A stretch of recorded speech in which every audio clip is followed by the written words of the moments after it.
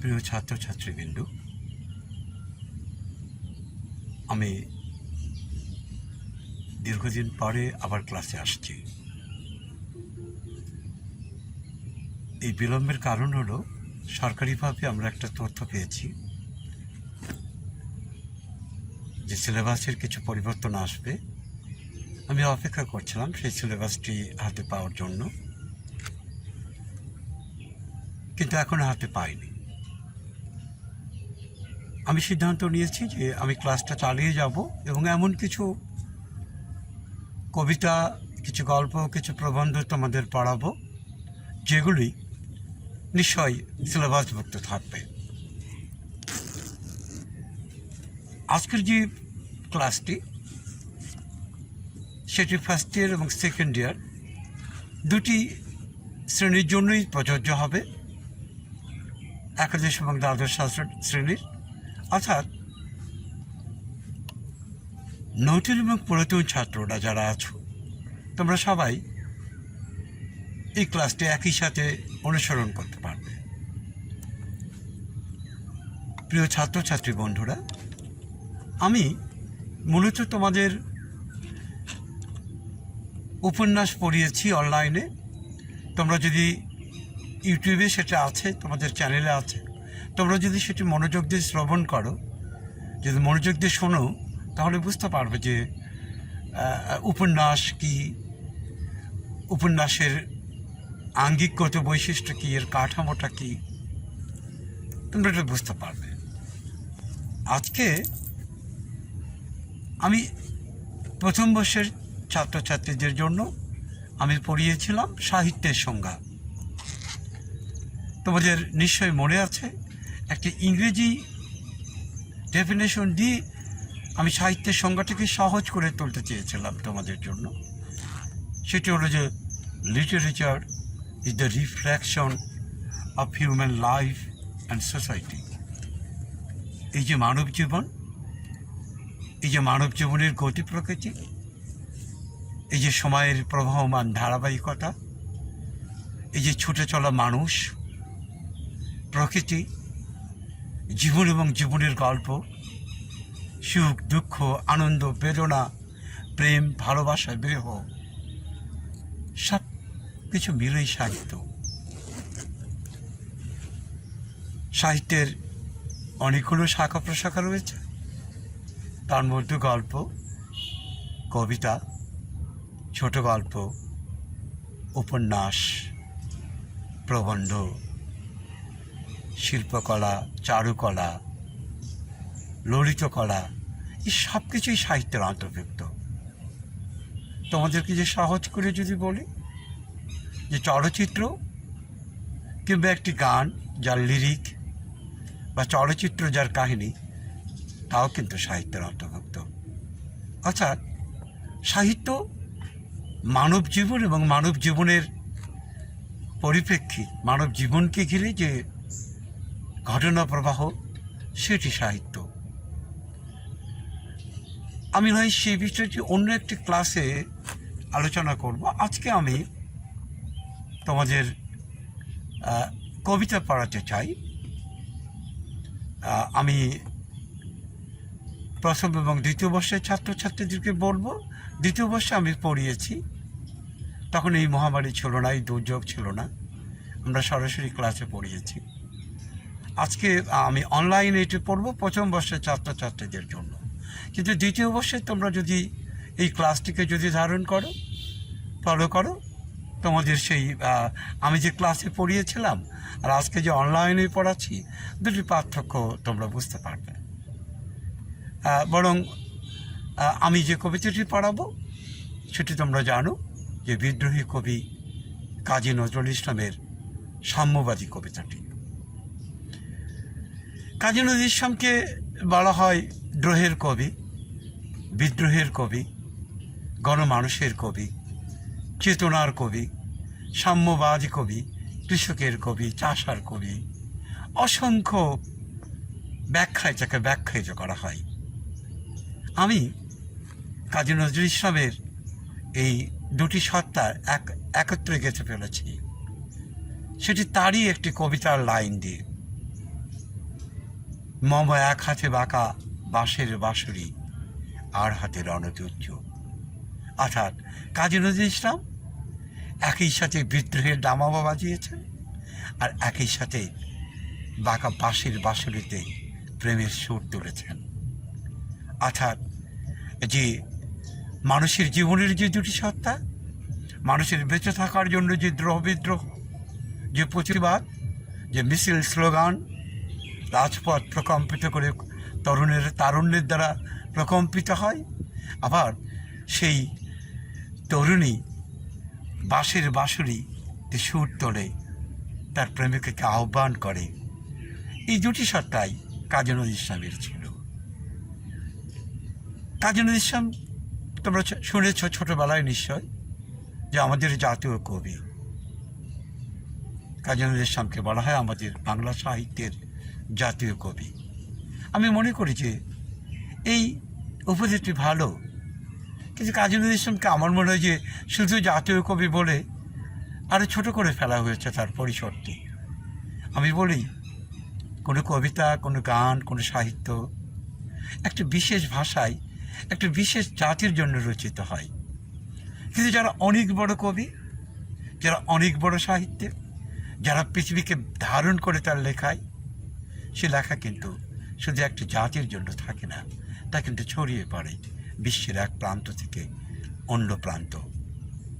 হয়তো ভিন্ন ভাষায়, ভিন্ন কোনো সুরে, হয়তো ভিন্ন কোনো জায়গায়, ভিন্ন কোনো মানুষের হৃদয়কে দখল করে, আন্দোলিত করে, আলোড়িত করে সেই গান।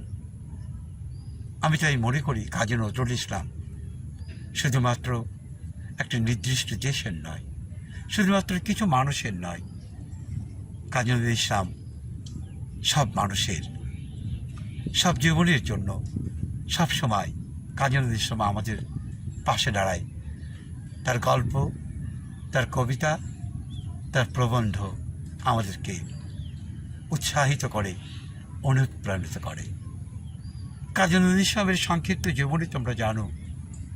আমরা ছোটোবেলায় পড়েছি যে দুঃখী কবি, আমাদের দুঃখু মিয়া। কেন এই দুঃখু মিয়া? ছোটোবেলার ডাক নাম তার। আর আমরা যে বলি দুঃখী কবি, তার জীবন ছিল আজীবন সংগ্রামী। তোমরা শুনেছি সেই ছোটোবেলায় রুটির দোকানে বসে পুঁথি পড়া, কাজ শেষে পুঁথি পড়া। তোমরা শুনেছ যে লেটো দলে অভিনয় করা, যাত্রাপালা রচনা করা, চলচ্চিত্র অভিনয় করা, আবার মসজিদে তিনি সুর করে সুরলা কণ্ঠে কোরআন উচ্চারণ করেন। সে ধ্বনি প্রতিধ্বনিত হতো চারিপাশ। একজন মানুষের কত রকম প্রতিভা থাকলে পৃথিবীকে জয় করতে পারে, মানুষের হৃদয়কে দখল নিতে পারে, তার উদাহরণ হচ্ছে আমাদের প্রিয় কবি কাজী নজরুল ইসলাম। তোমরা দেখেছ মানুষটাকে, ঝাঁকড়া চুলের সুঠাম দেহ, সেই কবি ঝড় তুলেছিল পৃথিবীকে কাঁপিয়ে দিয়ে। যখন ইংরেজেরা আমাদের দখল নিয়েছিল এই প্রিয় মাতৃভূমি, তখন তিনি লিখলেন, এ দেশ ছাড়বি কিনা বল, নইলে মারের চোটে হাড় করব জল। তাকে জেলে পড়া হলো। এত বড় সাহস ইংরেজদের বিরুদ্ধে কথা বলে, তিনি জেলে গেলেন। কিন্তু দ্রোহ বিদ্রোহ যে তার চিত্তে আছে, তার রক্তে আছে, তাকে তার লকআপে ভরা যায় না, তাকে তার আটকে রাখা যায় না। তিনি জেলে গিয়ে শুরু করলেন অনশন। কেন?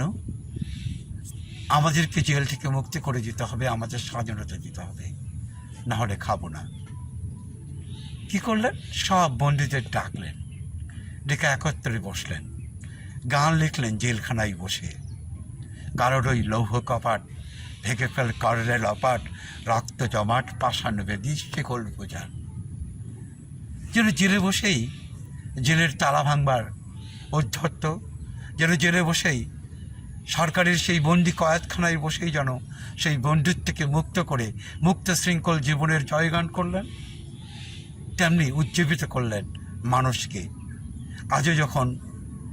আজও যখন পৃথিবীতে কোনো শাসকের, কোনো শাসকের যখন খড়গ নেমে আসে, তখন আমরা উচ্চারণ করি, আমি সেই দিন হব ক্ষান্ত, যবে উৎপীড়িতের কন্দন রোল আকাশে বাতাসে ধনিবে না, অত্যাচারীর খড়গে কৃপণ বীর রণভূমি রণিবে না। কাজী নজরুল এমনি করেই আমাদের দুঃসময়ে পাশে দাঁড়ায়।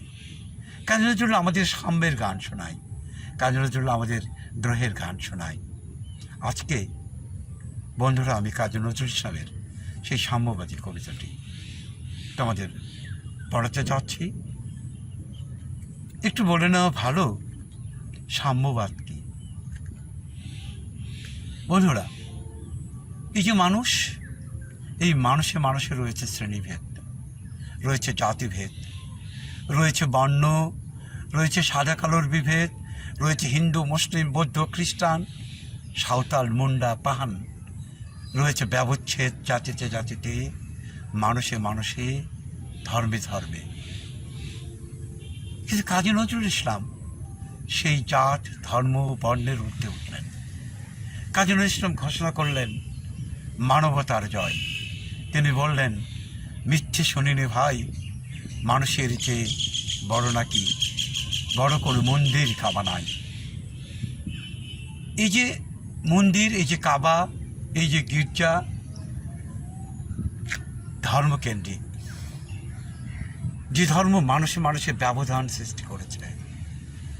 কাজী নজরুল ইসলাম বললেন যে আজ ৮০টি বছর কেটে গেল প্রভু, তোমায় ডাকেনি প্রভু কভু, তা বলে আমার ক্ষুধার অন্ন বন্ধ করনি প্রভু। ভোকারি চলে তিমির রাত্রি পথ জুড়ে তার ক্ষুধার মানিক জলে, চলিতে চলিতে বলে আজ ৮০টি বছর কেটে গেল প্রভু, তোমায় ডাকিনি কভু, তা বলে আমার ক্ষুধার অন্ন বন্ধ করনি প্রভু। তব মসজিদ মন্দিরে প্রভু নাই মানুষের দাবি, মোল্লা পুরুত লাগিয়েছে তার সকল দুয়ারে চাবি। প্রিয় বন্ধুরা, শিক্ষার্থী বন্ধুরা, আমি কাজী নজরুল ইসলামের মানুষ কবিতার অংশ বিশেষ আবৃত্তি করলাম। এর কারণ হলো আজকে যে সাম্যবাদী কবিতাটি তোমাদের পড়াতে যাচ্ছি, এই কবিতার যে মূল ভাব এবং মানুষ কবিতার যে মূল ভাব, এই যে অসাম্প্রদায়িক চেতনা কাজী নজরুল ইসলামের, যে মানুষের মুক্তির যে সংগ্রাম, যে জীবনের জয়গান, মূলত কাজী নজরুল ইসলামের কবিতা যে উচ্চারিত হয়েছে। সাম্যবাদ হল সমস্ত বিভেদ সব কিছু ভুলে মানুষকে সবার উপরে স্থান দেওয়া। আমি তোমাদের সাম্যবাদী কবিতার অংশবিশেষ পড়ছি তোমাদের সামনে।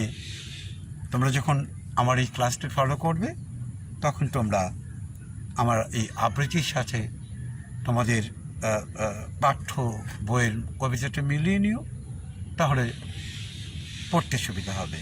কারণ কবিতা আসলে পড়ার জিনিস। কবিতা আসলে সুন্দর করে শুদ্ধ উচ্চারণে পড়তে না পারলে তোমার কবিতা কখনোই, কবিতার যে স্বাদ, কবিতার যে রস, কবিতার যে শিল্প, তা তোমরা উপলব্ধি করতে পারবে না। আমি পড়ছি কবি কাজী নজরুল ইসলামের সাম্যবাদী কবিতাটি। গাহি সাম্যের গান, যেখানে আসিয়া এক হয়ে গেছে সব বাধা ব্যবধান, যেখানে মিশেছে হিন্দু বৌদ্ধ মুসলিম খ্রিস্টান। গাহি সাম্যের গান। কে তুমি? পার্সি, জৈন, ইহুদি, সাঁওতাল, ভিল, গারো, কনফিয়াস, চারবাক চলে বলে যাও বলো আরো। বন্ধু যা খুশি হও, পেটে পিঠে কাঁধে মগজে যা খুশি পুতুল কিতাব পাও। কোরআন পুরাণ বেদ বেদান্ত বাইবেল ত্রিপিটক জেন্দাবাস্তা গ্রন্থ সাহেব পড়ে যাও যত সব। কিন্তু কেন এ পাণ্ডশ্রম, মগজে হানি সে শুল, দোকানে কেন এ দর কষাকষি। প্রিয় বন্ধুরা, পথে ফোটে তাজা ফুল, তোমাতে রয়েছে সকল কিতাব, সকল কালের জ্ঞান, সকল শাস্ত্র খুঁজে পাবে সখা, খুলে দিলে নিজ প্রাণ। তোমাতে রয়েছে সকল ধর্ম, সকল যুগাবতার, তোমার হৃদয় বিশ্বদেউল, সকলের দেবতার। কেন খুঁজে ফেরো দেবতা ঠাকুর মৃত পুছি কঙ্কালে, হাসেছেন তিনি অমৃতা হিয়ায় নির্ভীত অন্তরালে। বন্ধু বলে নিঝুট এইখানে এসে লুটাইয়া পড়ে সকল রাজমুকুট।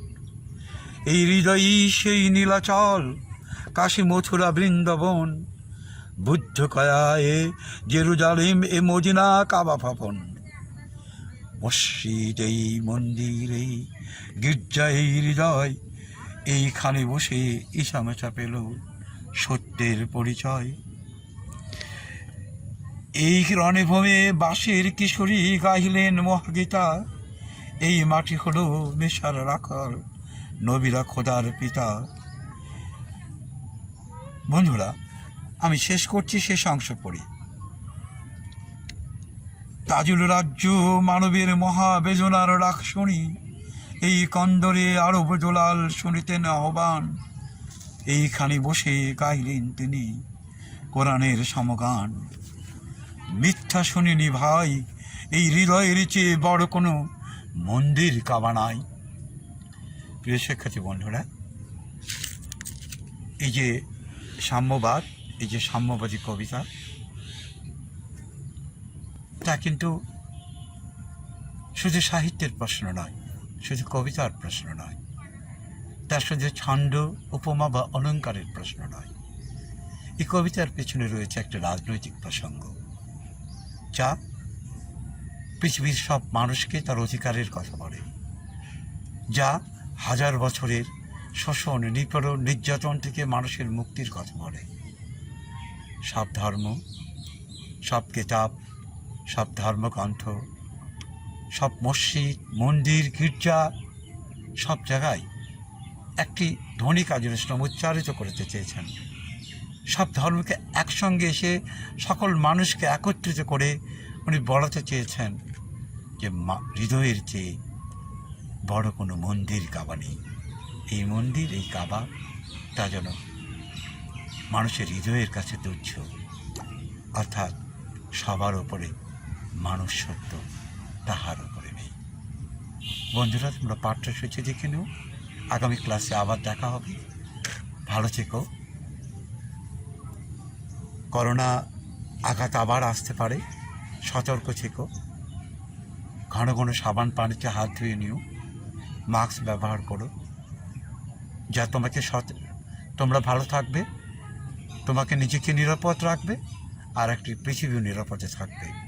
আসুন আমরা সবাই মিলে, ভয় নয়, আতঙ্ক নয়, আমরা জয় করি মহামারীকে ভালোবাসায়, শিল্প, সাহিত্যে, কবিতায়। ধন্যবাদ সবাইকে।